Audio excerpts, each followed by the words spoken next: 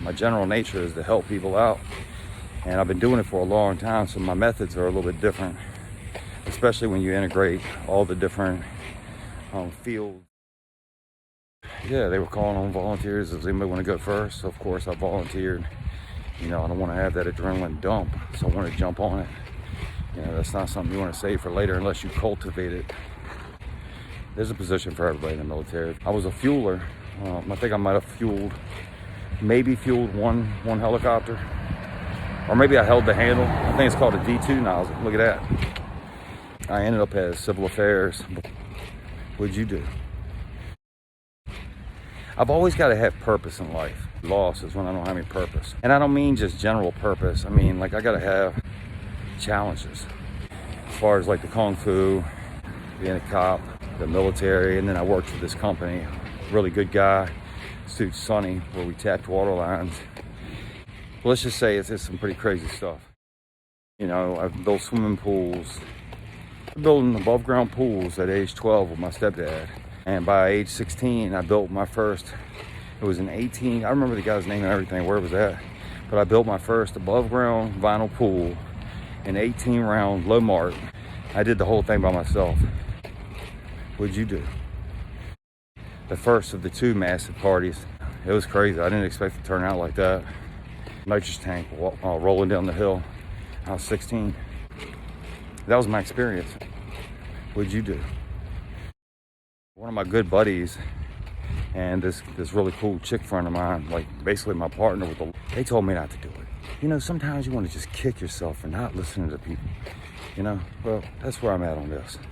I went from just having that experience, these, you know, 80, 90, 150 pools, no shit. And when I was working with these pools, it was through a good buddy of mine. I mean, I was supervising stuff. I just made sure that people were meeting their like timelines and stuff. Then I made sure they had anything they needed. Whatever dude that owned the company wanted me to do, he was teaching me with the pools. Like, he was really good with that. I got an offer making like really good money. I went from not knowing anything about these concrete pools at all. I mean, I had just put in some above ground pools, that's it. When I was a kid. 3 months of that, 3 months. And then I took a job as a regional manager for all of Virginia and the Outer Banks in North Carolina. Actually, he's a really good teacher. People around me have a tendency to go big too. Yeah, I surround myself with some pretty wild people. 2 of my best friends told me don't do it, it's corporate. I was like, man, y'all don't know what y'all talking about. So I took it. I have always been in a leadership role, and the only thing anybody's ever said is my standards are really high. I want everything dialed in. Like, you know, if we're gonna do it, let's do it right. You know what I mean? To half-ass nothing.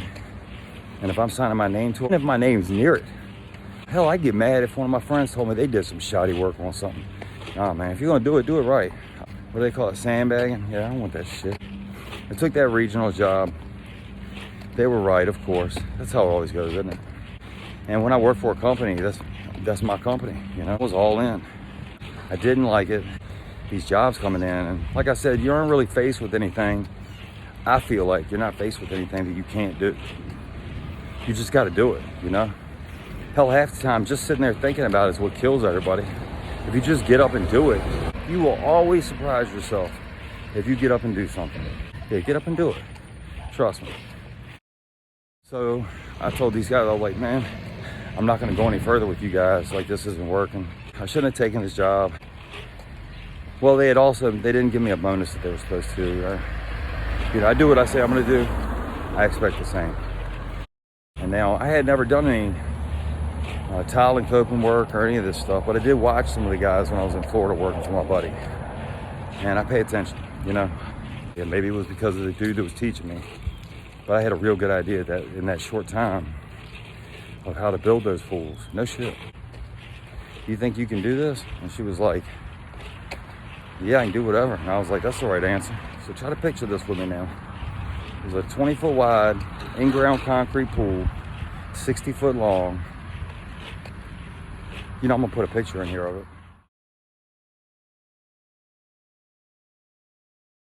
I just rebuilt this engine about a year ago. It took me about a year. I had never done anything but change my oil. Well, I mean, I can because I did, but I'm not gonna lie to you.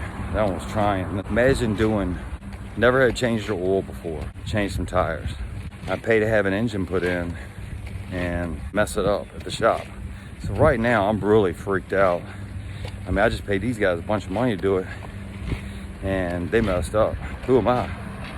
And I mean, I'm balls to the wall. I'll try anything, but yeah, you don't want to go mess around with your vehicle like that. But I had no choice. So, imagine doing an engine, a full rebuild, with people yelling at you every day and arguing with you. Man, I didn't get any sleep. Then people harassed me about that. So I was already trying to stay out of everybody's way. They had a problem with anything I did, they had a problem with. It was so freaking crazy. Speaking on that, I'm gonna put up every single time. Every time. I live for that shit. I'm gonna prove it here in 1 second. I don't never, look, what do they say, put up or shut up?